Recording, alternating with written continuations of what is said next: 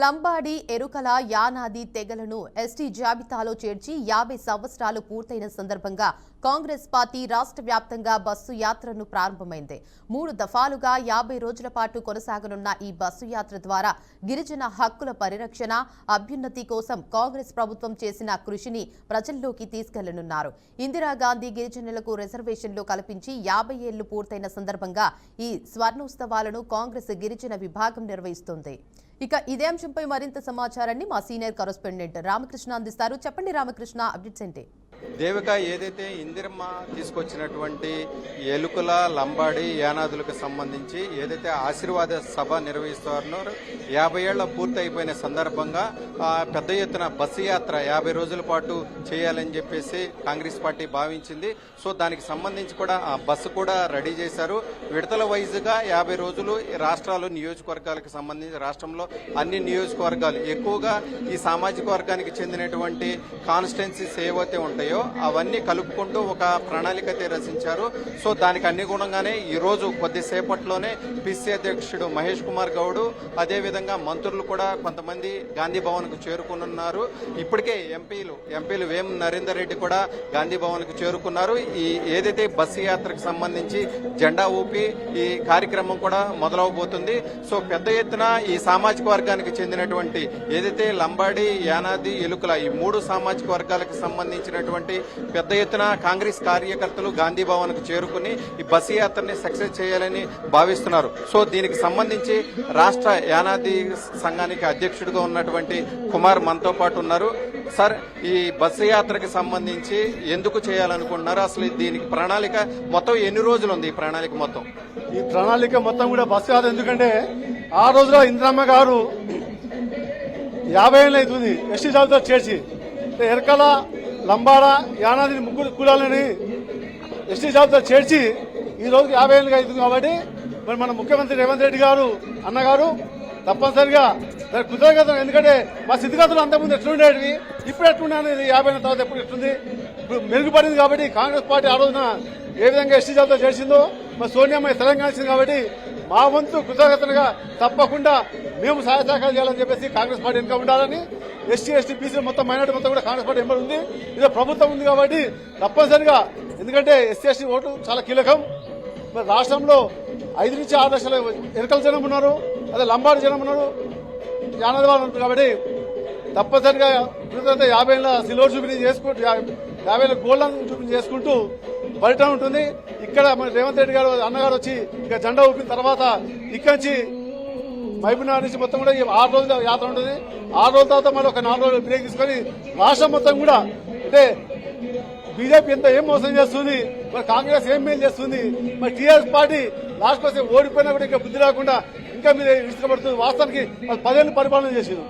కానీ మేము చేసి ఇప్పుడు 2.5 సంవత్సరాలు, ఇంకా మేము కూడా 7.5 సంవత్సరాలు ఇంకా 10 ఏళ్ళు చేసిన తర్వాత మా సత్తా ఏందో మేము పార్టీ నుంచి చూపించాలని చెప్పేసి కూడా మేము మీడియాలో చెప్తూ, ఈ యాత్ర ఏంటంటే గత 50 ఏళ్ల నుంచి మాకు ఇచ్చింది కాబట్టి ఎస్టీ జాబితా ఖర్చు కాబట్టి కృతజ్ఞతగా మేము ఇందిరాగాంధీ 50 ఏళ్ళు సాధించుకున్నాం.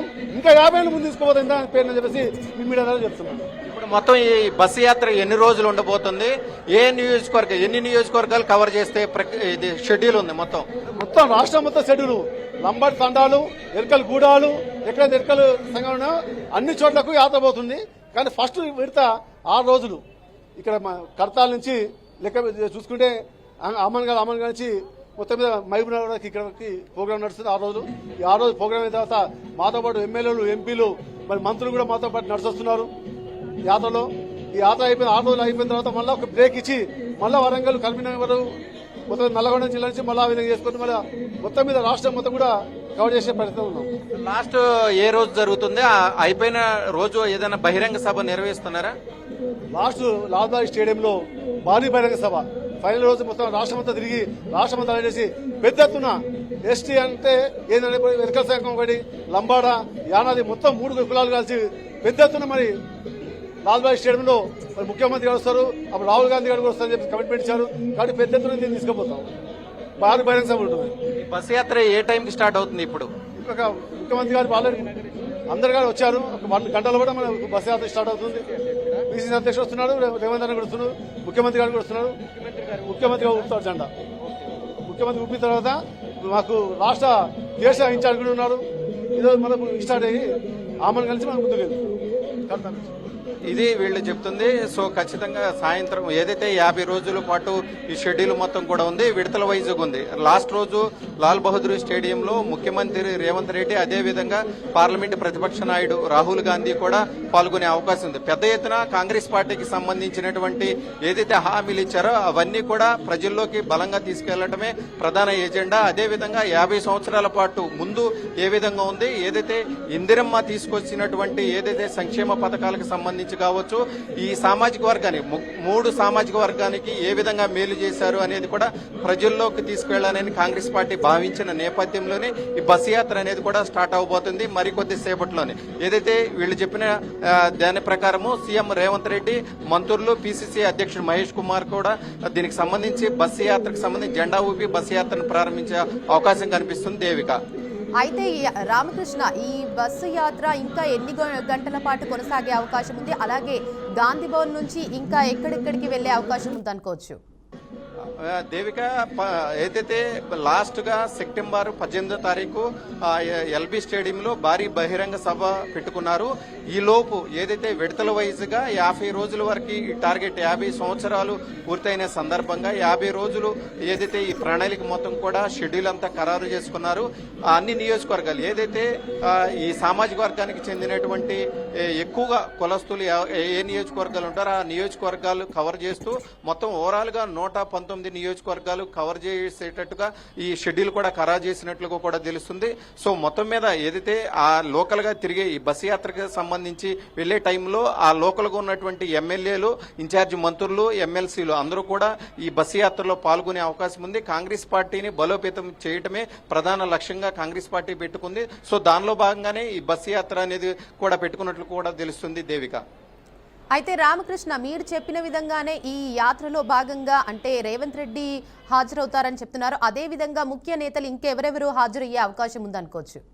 ఖచ్చితంగా మంత్రులు ఎవరైతే ఇప్పుడే కొద్దిసేపటి క్రితం ఈ బస్సు యాత్రకు సంబంధించి ఎంపీ ఏదైతే కీలక నేత కాంగ్రెస్ పార్టీకి వేం నరేందర్ రెడ్డి, అదేవిధంగా అట్లూరి లక్ష్మణ్, దీనికి సంబంధించినటువంటి ఎమ్మెల్యేలు ఏదైతే ఇదే సామాజిక వర్గానికి చెందినటువంటి ఎమ్మెల్యేలు, ఎమ్మెల్సీలు, మాజీ ఎమ్మెల్యేలు కూడా పాల్గొంటున్నారు. సో రాష్ట్ర స్థాయి నాయకులందరూ ఇదే సామాజిక వర్గానికి చెందినటువంటి అధ్యక్షులు కూడా పాల్గొంటున్నారు. ఖచ్చితంగా ఏదైతే ఈ బస్సు యాత్రకు సంబంధించి సక్సెస్ చేయాలని కాంగ్రెస్ పార్టీ పూనుకుంది. అదే విధంగా మెయిన్ ప్రధాన ఎజెండా వచ్చేసరికి ఈ సామాజిక వర్గానికి చెందినటువంటి ఏదైతే 50 సంవత్సరాల ముందు ఏదైతే ఇందిరాగాంధీ ఇచ్చినటువంటి కొన్ని సంక్షేమ పథకాల ద్వారా లబ్ధి పొందినటువంటి ఎవరైతే ఉంటారో వాళ్ళను గుర్తిస్తూ ఆ నియోజకవర్గాలు కవర్ చేస్తూ ఏదైతే ముందు జరిగినటువంటి కార్యక్రమాలకు సంబంధించి పెద్ద ఎత్తున ప్రజల్లోకి తీసుకెళ్లాలని కాంగ్రెస్ పార్టీ భావించిన నేపథ్యంలోనే ఈ బస్సు యాత్ర కూడా కొనసాగుతుందని చెప్పుకోవచ్చు. Devika, thank you for the update.